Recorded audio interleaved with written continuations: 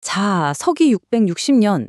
여러분은 아마 이 해를 백제라는 위대한 왕국이 역사 속으로 완전히 사라진 해로 알고 계실 겁니다.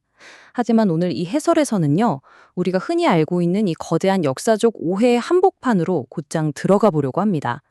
교과서 몇 줄만 읽고 넘어가기엔 이 시기에 숨겨진 진실이 정말 너무나도 기막히고 흥미진진하거든요. 가장 먼저 드는 의문이 하나 있죠. 백제의 심장부, 사비성이 함락된 그 순간, 백제는 정말로 멸망해 버렸을까요? 보통은 수도가 무너졌으니 왕국도 그 순간 역사 속으로 증발했다고 생각하기 쉽죠. 하지만 당대 기록이 보여주는 현실은 전혀 달랐습니다. 뿔돌이 흩어진 패잔병들의 안타까운 발악 정도가 아니었어요. 정복자들의 뒤통수를 제대로 쳐버린 아주 거세고 맹렬한 저항이 바로 그 시점부터 다시 시작되고 있었습니다. 여기서 정말 재미있는 포인트는요, 우리의 일반적인 상식과 실제 일어났던 역사적 현실 사이의 엄청난 온도 차이입니다. 나라가 망했으니 다들 체념했을 거라 생각하시잖아요. 그런데 웬걸 현실은 철저하게 조직된 대대적인 반격이었습니다. 승리에 도취해 있던 점령군들의 허를 완전히 찔러버린 거죠. 말 그대로 패배의 잿더미 속에서 부흥의 불길이 순식간에 타오른 겁니다. 1장, 사비성 함락은 끝이 아니었다. 그리고 치열한 반격. 자, 그럼 이 백제부흥군이 도대체 얼마나 빨리 그리고 어떻게 점령군의 숨통을 조여갔는지 그 판도를 한번 자세히 들여다보겠습니다. 부흥 운동이 본격적으로 불을 뿜기 시작한 게 660년 8월 무렵입니다. 그런데 정말 믿기지 않는 건요. 시작한 지 단 2달도 채 지나지 않아서 사비성을 점령하고 떵떵거리던 당나라 군대가 도리어 백제군에게 겹겹이 포위당하는 신세가 되어버렸다는 겁니다. 정복하러 왔다가 오히려 자기들이 갇혀버린 셈이죠. 반격의 속도와 파괴력이 이 정도로 무시무시했습니다. 1000명! 여러분, 이 숫자가 뭘 의미하는지 아시나요? 661년 무렵에 이 부흥군의 기세를 꺾어보겠다고 옹진도독부에서 당나라 군사들을 파견했는데 무려 1000명에 달하는 병력이 그야말로 완전히 전멸당하고 맙니다. 당시 세계 최강을 자부하던 당나라 정규군이 괴멸적인 타격을 입은 거예요. 저항이 얼마나 악착 같았는지 짐작이 가시죠? 그렇다고 매번 승승장구했던 건 아닙니다. 661년에는 사비성을 공격했다가 실패하기도 했고 기대했던 왜군과의 연합작전도 무산되는 등 꽤 뼈아픈 군사적 시련들이 있었거든요. 그런데 진짜 대단한 건 이들이 여기서 무너지지 않았다는 겁니다. 이런 악재 속에서도 오히려 신라의 구원병을 박살내버리면서 보란듯이 재기했고요. 남쪽 방면을 제외한 옛 백제 영토 거의 전부를 다시 장악해버리는 엄청난 저력을 보여줍니다. 2장, 지휘관들의 전례 없는 자신감.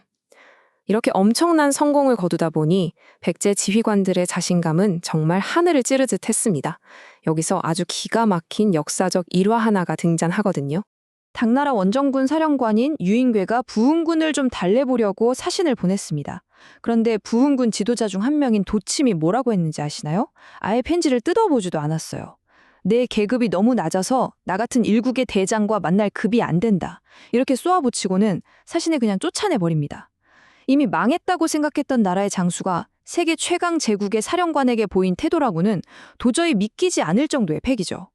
자, 그런데 여기서 끝이 아닙니다. 또 다른 지도자인 복씨는 한술 더 뜹니다. 고립된 성에 갇혀서 벌벌 떨고 있는 당나라 군대를 향해서 이런 메시지를 보내요. 너희들 언제 고향인 서쪽으로 돌아갈 거냐. 갈 때 내가 사람을 보내서 아주 성대하게 송별회를 열어주마.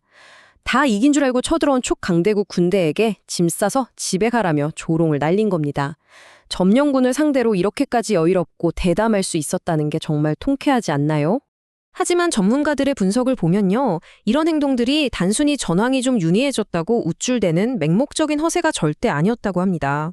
오히려 부흥군 스스로 장군을 칭할 만큼 고도로 조직화되어 있었고 당나라에게 있어 명백하고 실질적인 위협이었다는 걸 보여주는 강력한 증거라는 거죠. 실력에서 나오는 뼈 있는 자신감이었던 겁니다. 3장, 당나라의 딜레마. 그럼 이제 시야를 좀 더 넓혀서 이 상황이 거대 제국 당나라에게 얼마나 끔찍한 지형학적 악몽이었는지 한번 살펴볼까요? 당시 당나라는 완전히 진퇴양난, 최악의 양면 전쟁의 늪에 빠져버렸습니다. 북쪽 전선에서는 엄청난 물량을 쏟아부은 고구려 원정이 참담한 실패로 돌아가고 있었고요.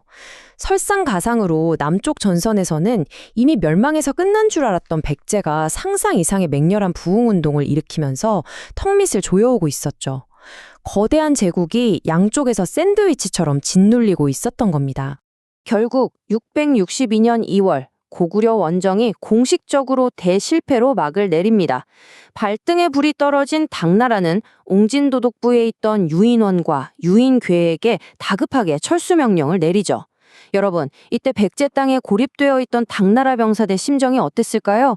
세상을 호령하던 제국의 군대가 이제는 다 포기하고 그저 제발 살아서 고향에 돌아가기만을 간절히 비는 처지로 전락해버린 겁니다. 자, 이제 퍼즐이 완벽하게 맞춰지시죠? 앞서 도침과 복신이 날렸던 그 기가 막힌 조롱들은 무모한 객기가 아니었던 겁니다. 당나라가 고구려 전선에서 죽을 쓰고 있다는 것, 그리고 백제의 주둔한 당군이 사기가 바닥을 쳐서 집에 가고 싶어 한다는 그 치명적인 약점을 완벽하게 꿰뚫어본 철저한 계산이었던 거죠. 그들은 상황을 완전히 통제하고 있었습니다. 이토록 치열하고 고도로 조직적이었던 저항의 역사를 알게 된 지금 우리는 백제의 마지막을 어떻게 기억해야 할까요? 다음에 누군가 660년에 백제가 조용히 사라졌다고 말한다면 당대 최강의 두 제국을 벼랑 끝까지 밀어붙였던 이 맹렬한 저항운동을 꼭 떠올려 보시기 바랍니다. 과연 한 왕국의 끝을 멸망이라는 단어 하나로 그토록 쉽게 단정 지을 수 있을까요?